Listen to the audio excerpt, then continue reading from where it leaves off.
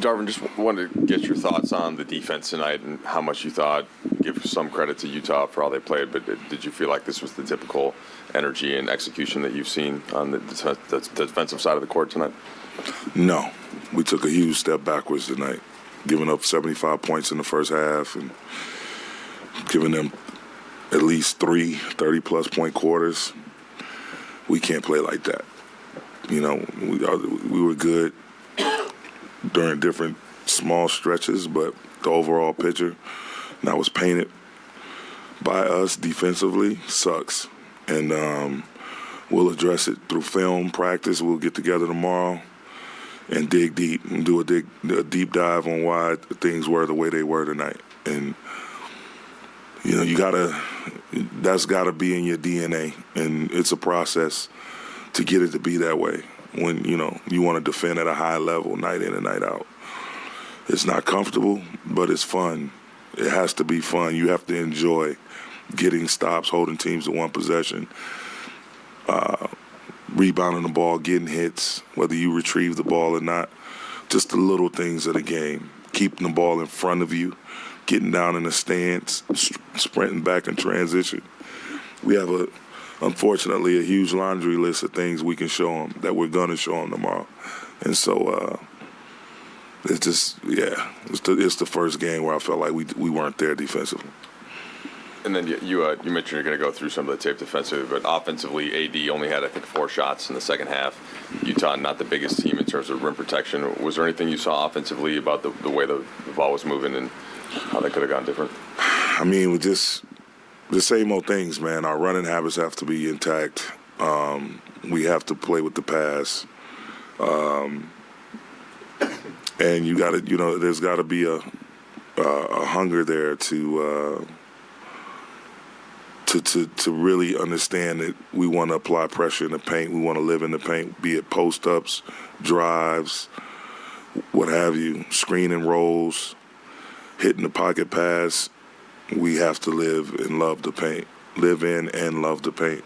But, you know, sometimes, you know, you're going to have those nights where the ball's not necessarily finding you as it should. But the offense I'm not worried about. We had 60,000 points in our locker room. I'm not worried about offense. We got to defend. We scored enough points tonight to win a game. And our defense was inept at best.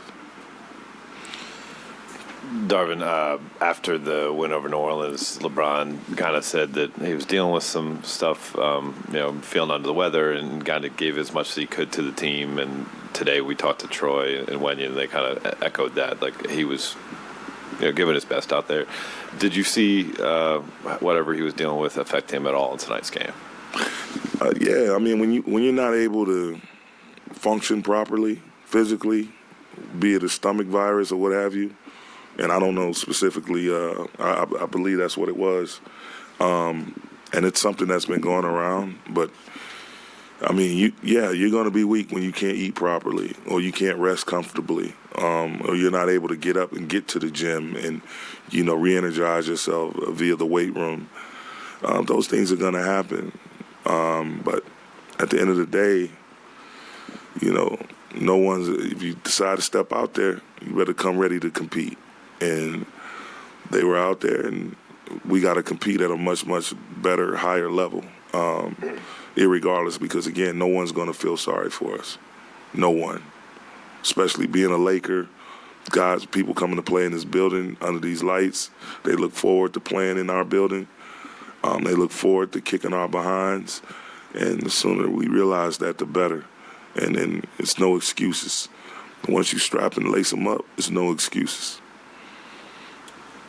Darvin, I know you don't want to focus on the offensive end, but you guys did have a season-high 28 free throw attempts tonight. Just curious what you thought about the way you guys were attacking the rim and drawing fouls. And I mean, I love it. It's a big part of what we have to be playing. Like we said, we want to play fast, physical, and free.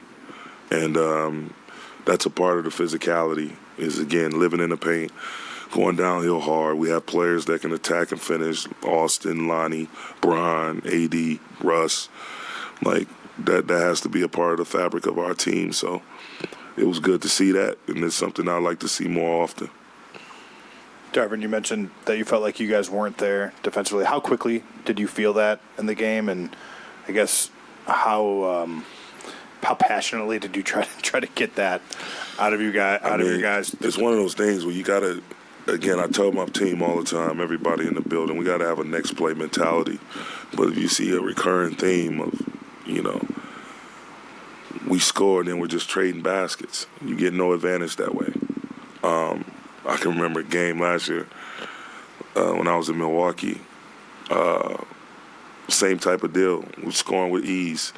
We played Toronto at home, had 77 points in the first half. But we gave up 70. And we end up losing the game. And that's the thing. Our defense can't change. You can't control. You can have open looks, and the jump shot can look like textbook. But that doesn't necessarily mean the ball's going to go in the basket. Defense is something you can get damn near every night. And that's what we got to focus on. That can't waver. That can't waver at all. No matter who's in the game, no matter who we're playing, we got to scrap, we got to compete, we got to be together, and we got to be accountable on that end of the floor specifically. So it's during the course of the game, you're seeing it, and we're trading baskets. We scored 34 points in the first quarter, but we give up 40. So it's like, nah. I mean, you can't even be excited. Like, I've been saying, our offense is going to catch up to our defense. But, our defense can't regress. And so I don't want to be that type of team. We're just depending on making shots to survive. We got to get stops to survive and excel. Darvin, you talk a lot about finishing off a defensive possession by getting a rebound. They get, 15 extra shots on second chance and make 10 of them, 25 points. Is there a significant difference setting up for that second possession when you try to get a defense to respond to them getting offensive rebound, and what can you do to address some of the rebounding issues that keep coming up? Well, we just have to gang rebound and be committed to putting bodies on bodies. And yes, when that offensive rebound happens, it's just human nature to feel that little split second, that 1.52 seconds of disappointment. And because people have moved and shifted their position on that particular end of the floor, so now people are loose. So you have loose shooters. Everyone's not matched up. And so it's that much more easier to get a really good open look when you give up second and third chance opportunities. And we just got to be better, man. It's something we got to keep coaching and keep trying to harp on and motivating them. And showing it on film, because the film doesn't lie. And you see yourself get a guy run past you, you don't put a body on them, they get offensive rebound, you play excellent defense, you allow an extra possession, and boom, they ding you. So now instead of being able to cut into a lead or tie the ball game up, you're facing another deficit. So it's just something we just got to keep coaching hard and keep, communicating to them just how important it is. We've been defending at a very high level, and offensive rebounds is really us giving up offensive rebounds. It's reared its ugly head a few times, but something we just got to keep digging on and coaching up. Yep.